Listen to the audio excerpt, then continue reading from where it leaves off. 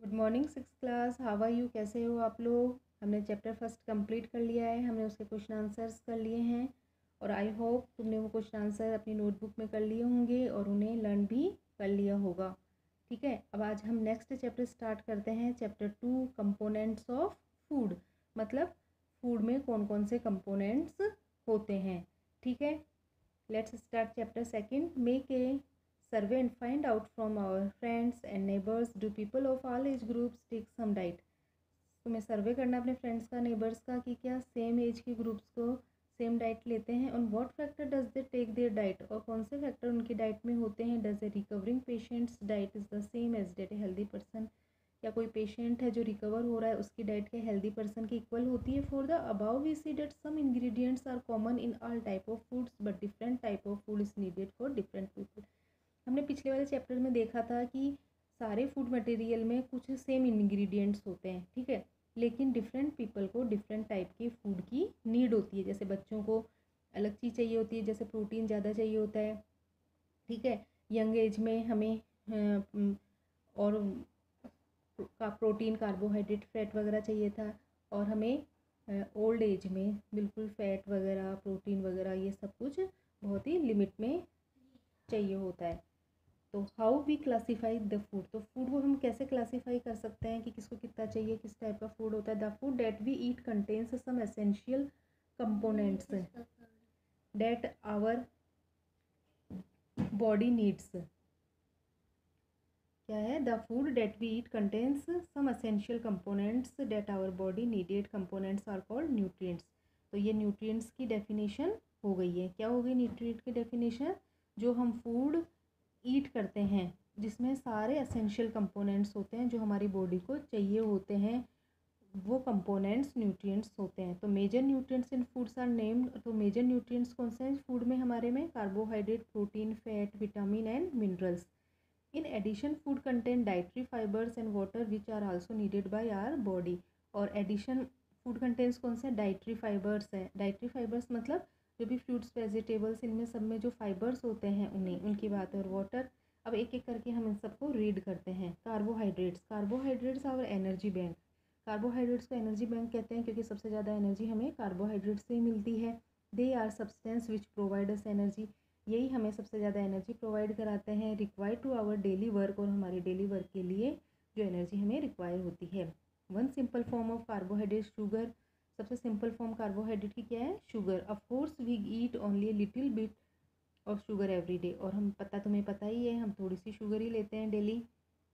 Carbohydrates rich sources, अब सबसे ज़्यादा कार्बोहाइड्रेट किस किस में होता है? रिच, ठीक है। Some common sources of carbohydrates include all cereals, मतलब सारे अनाजों में ये होता है, जैसे rice, maize, wheat etcetera. While the other source include sugar cane, jaggery मतलब गुड़, potatoes, sweet potato and fruits such as banana, grapes, watermelon, इन सब में कार्बोहाइड्रेट्स होता है। तो कार्बोहाइड्रेट्स के बारे में हम क्या बोल सकते हैं? ये एनर्जी बैंक होता है, सबसे ज़्यादा हमें एनर्जी प्रोवाइड करता है जो हम डेली वर्क के लिए हमें चाहिए होती है, ठीक है, और ये इसके सोर्सेज हैं।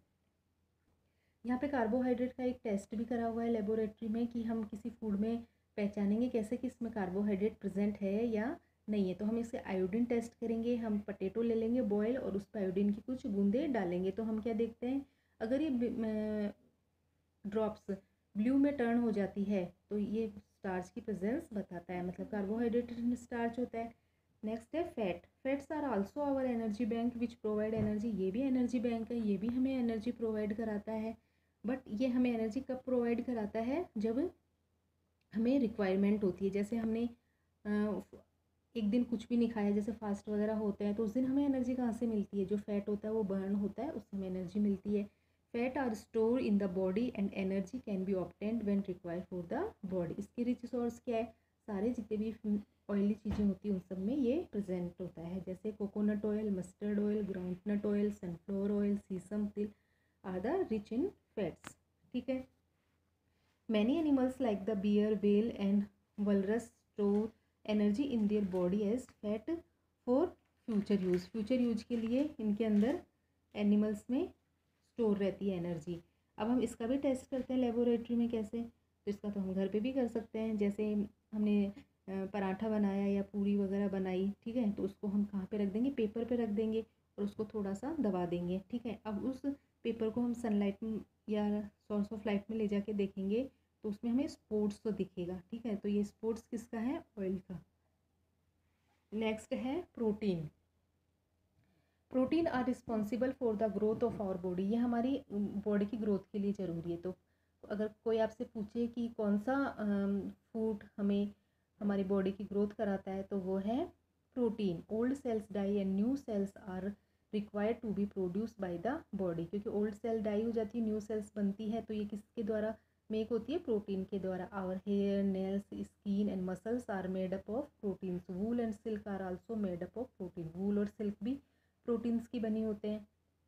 रिसोर्सेज क्या है? वेजिटेबल्स में तो पल्सेज आएंगी सारी दालें, मेनली सोयाबीन में सबसे ज़्यादा richest source of vegetable protein होता है। The protein source of animal. Animal से कौन कौन से प्रोटीन मिलते हैं? सारे डेयरी प्रोडक्ट जैसे मिल्क, चीज़, एग, फिश, मीट एसेट्रा। इसका भी हम एक्सपेरिमेंट कर सकते हैं। टेस्ट प्रोटीन का कैसे करेंगे हम इसमें देखो एक्सपेरिमेंट करने के लिए हम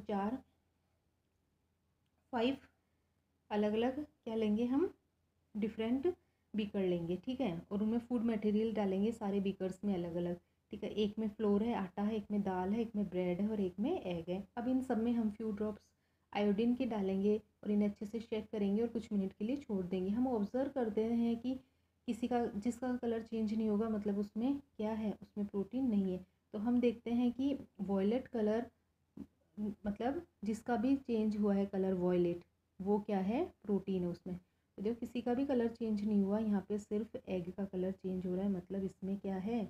वॉयलेट कलर हो रहा है, मतलब ये इसकी प्रेजेंस बता रहा है प्रोटीन की, ठीक है। प्रोटीन के बारे में कुछ और देखते हैं हम। Daily requirement of protein is about 1 ग्राम पर kilogram of body weight.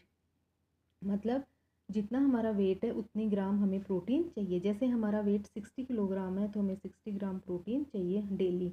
However the protein requirement a person depend upon A number of factor.